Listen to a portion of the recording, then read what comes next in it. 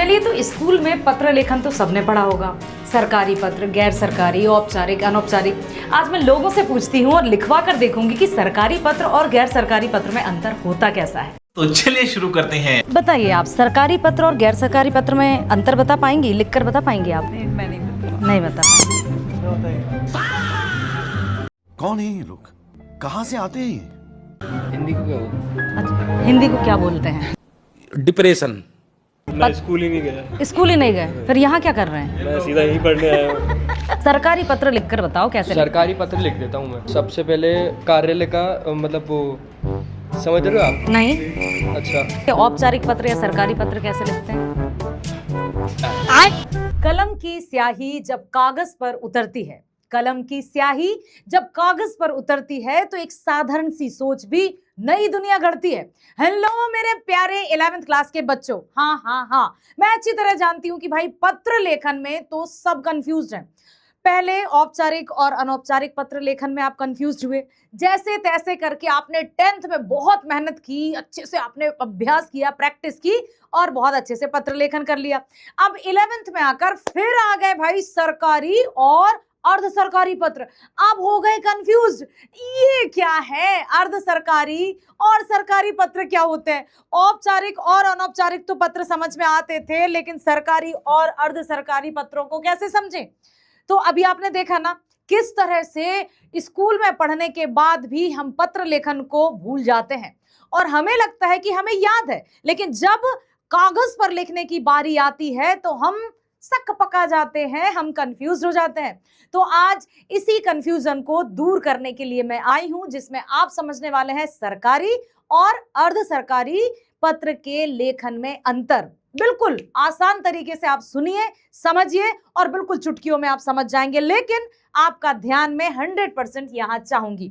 तो सबसे पहले हम चलते हैं सरकारी पत्र की तरफ। आपने देखा ही होगा, कभी ना कभी तो आपने सरकारी दफ्तरों में नजर डाली होगी, कभी ना कभी कहीं ना कहीं तो दृष्टि गई होगी आपकी। आप देखते हैं कि सरकारी दफ्तर कुछ इस तरह से दिखाई देता है, बहुत सी फाइल्स हैं, बहुत सारे पत्र पड़े हैं, फाइल पड़ी है, इस तरफ पत्र पड़े, उस तरफ पत्र पड़े, ओहो पूरा बिखरा बिखरा सा और बहुत सारी फाइल्स। आखिर ये फाइल्स क्यों रखी रहती हैं?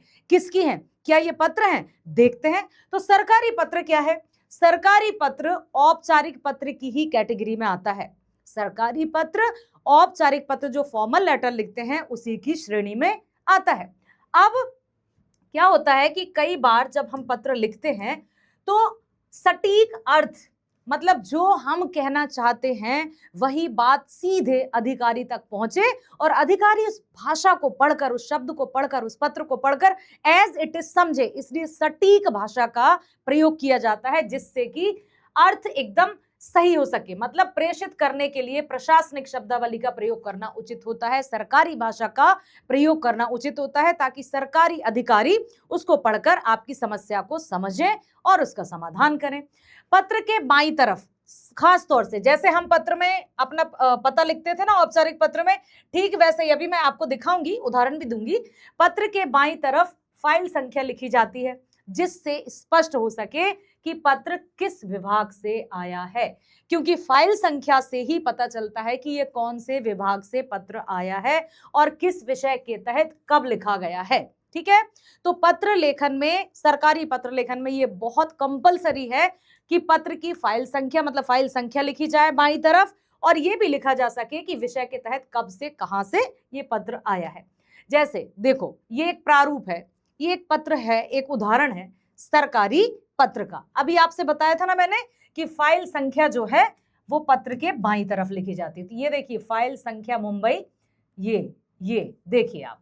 ठीक है, सेवा में, अभी सेवा में थोड़ा थोड़ा इसको इग्नोर किया जा रहा है, सेवा में नहीं लिखा जा रहा है और प्रति जो है डायरेक्ट हम स्टार्ट कर सकते हैं। ये सरकारी पत्र हो या औपचारिक पत्र हो, सेवा में जो शब्द है उसको थोड़ा थोड़ा हटाया जा रहा है। जरूरी नहीं है कि सेवा में से ही शुरू किया जाए। ठीक है, महानिदेशक अखिल भारतीय साहित्य एवं संस्कृति संस्थान। अब यहाँ पर हमने ये लिखा है अखिल भारतीय साहित्य एवं संस्कृति संस्थान, क्षेत्रीय कार्यालय मुंबई। ठीक है, समझ में आया बेटा? ये पूरा लिख दिया। उसके बाद महानिदेशक अखिल भारतीय साहित्य एवं संस्कृति संस्थान, तिलक मार्ग, नई दिल्ली, 110001। विषय मोबाइल फोन पर होने वाले व्यय के लिए निर्धारित सीमा। व्यय मतलब क्या होता है? व्यय मतलब क्या होता है? आपने पढ़ा था, व्यय मतलब होता है खर्च। ठीक है महोदय, कृपया अपने परिपत्र का स्मरण करें। ठीक है, स्मरण करें मतलब याद करें, जिसकी संख्या, अब ये सरकारी पत्र में ये संख्या अनिवार्यतः लिखी जाती है। संख्या के बिना कोई पत्र किसी काम का नहीं। इतना लंबा चौड़ा यदि महत्वपूर्ण पत्र भी लिखा है, सरकारी पत्र, और उसमें फाइल संख्या, ये संख्या नहीं लिखी तो आपका पत्र समझ लो कचरे के डब्बे में चला गया, क्योंकि उसका कोई अर्थ नहीं होगा, उसको कोई समझ नहीं पाएगा कि क्यों लिखा है, किसका लिखा है, किस विषय से। जो 23 नवंबर 2004 को जारी किया गया था, परिपत्र में हिदायत दी थी कि मोबाइल फोन पर महीने में 2000 से अधिक खर्च नहीं किया जाना चाहिए। ये कब की बात है? मुंबई 15 मार्च 2005 की। अभिव्यक्ति और माध्यम जो आपकी किताब है उससे। ठीक है, इस संबंध में निवेदन है कि मुंबई स्थित क्षेत्रीय कार्यालय की गतिविधियां अत्यंत व्यापक हैं, बहुत ज्यादा है। देश के तमाम फिल्म और टेलीविजन निर्माता मुंबई में ही हैं। इनकी वजह से विभिन्न विधाओं के कलाकार बड़ी संख्या में मुंबई में ही निवास करते हैं। साथ ही निदेशक को देश के विभिन्न नगरों में स्थित कार्यालयों और क्षेत्रीय कार्यालयों से भी निरंतर संपर्क करना पड़ता है। साथ ही संस्थान की गतिविधियों के लिए प्रायोजक जुटाने के सिलसिले में देश के विभिन्न औद्योगिक संगठनों से भी लगातार बात करनी पड़ती है। ऊपर बताए तथ्यों की वजह से 2000 रुपए मासिक की सीमा मुंबई कार्य के लिए कम पड़ रही है। पिछले 6 महीनों से यह देखा जा रहा है कि मासिक खर्च 6000 रुपए के आसपास आता है। अब मैं आपको एक बात स्पष्ट करना चाहूंगी कि अब तो हम जैसे अनलिमिटेड प्लान डलवा लिया, किसी से कितनी भी बात करो, किसी से कितना भी हम इंटरनेट यूज कर लो। अब हमारा एक बार हमने रिचार्ज कर लिया, सब हो गया। पहले ऐसा नहीं था बेटा। बात कब की जा रही है? 2005 की, जो कि आपके अभिव्यक्ति और माध्यम में ये पत्र दिया है। ठीक है, ऊपर बताए तथ्यों की वजह से अब 2000 मासिक की सीमा मुंबई कार्यालय के लिए कम पड़ रही है। पिछले 6 महीनों से यह देखा जा रहा है कि मासिक खर्च 2000 के स्थान पर 6000 के आसपास आता है। अतः निवेदन है कि मुंबई कार्यालय की विशेष स्थिति को ध्यान में रखते हुए मोबाइल फोन पर मासिक खर्च की सीमा बढ़ाकर 6000 रुपए कर दी जाए। भवदीय, भवदीय तो आप पहले भी लिख सकते हैं ना। प्राचार्य के लिए जब हम लिखते हैं तो आपका आज्ञाकारी शिष्य लिखते हैं, लेकिन यदि किसी भी औपचारिक में हम किसी भी अधिकारी को पत्र लिखते हैं, परिवहन मंत्री को पत्र, किसी को भी, तो वो भवदीय ही आता है। तो सरकारी जो पत्र है उसमें भी भवदीय आएगा। क्लियर हो गया? सरकारी पत्र, फाइल नंबर जरूरी लिखना है, कब, किस, क्यों आप फिर से दोबारा उनको पत्र लिख रहे हैं, कैसे आप पत्र लिख रहे हैं, क्योंकि उन्होंने पहले भी आपसे कह दिया था। ठीक है, अब हम चलते हैं अर्ध सरकारी। बिल्कुल छोटा सा अंतर है, दोनों को एक मत समझना, छोटा सा अंतर है। ठीक है, सरकारी पत्र आपने देख लिया। अब देखो, अर्ध सरकारी ऐसी स्थिति में लिखा जाता है जब खास मसले पर संबंधित अधिकारी का ध्यान व्यक्तिगत रूप से आकर्षित कराया जाता है या उसका व्यक्तिगत परामर्श लिया जाता है।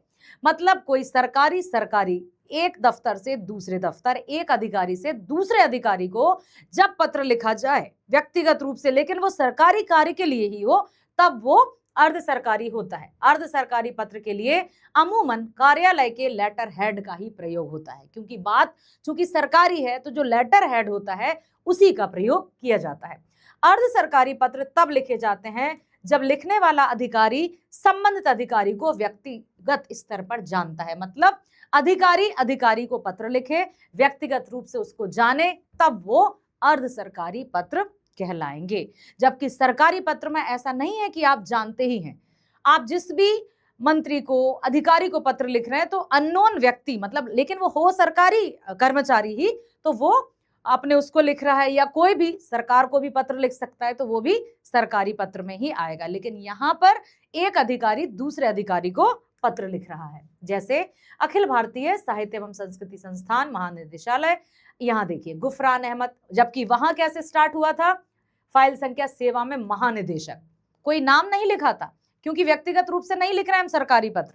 लेकिन गैर सरकारी या अर्ध सरकारी पत्र में व्यक्तिगत रूप से लिख रहे हैं तो ये नाम हम लिख सकते हैं। जिस भी व्यक्ति को हमें पत्र लिखना है, जिस भी व्यक्ति से हमें अपनी समस्याएं बतानी है या समस्या का समाधान करना है, तो उसका हम नाम लिख सकते हैं। ठीक है, फाइल संख्या तो लिखनी ही पड़ेगी। उप महानिदेशक प्रिय श्री कुमार, कृपया 15 मार्च 2005 और 26 अप्रैल 2005 को भेजे गए अपने पत्रों का स्मरण करें जो मोबाइल फोन पर किए जाने वाले मासिक व्यय की सीमा बढ़ाने के बारे में था। ठीक है, समझ में आया? आपके अनुरोध पर कार्यवाही की जा रही है। चूंकि व्यय सीमा में बढ़ोतरी के लिए बोर्ड की अनुमति आवश्यक है, अतः हम इस मसले को बोर्ड की अगली बैठक में प्रस्तुत करेंगे। इस मसले पर बोर्ड के निर्णय से हम आपको अवगत करा देंगे। शुभकामनाओं सहित आपका, अब ये इस साइड लिखा है ना, गुफरान अहमद, निदेशक राकेश कुमार, दूरदर्शन केंद्र, मुंबई।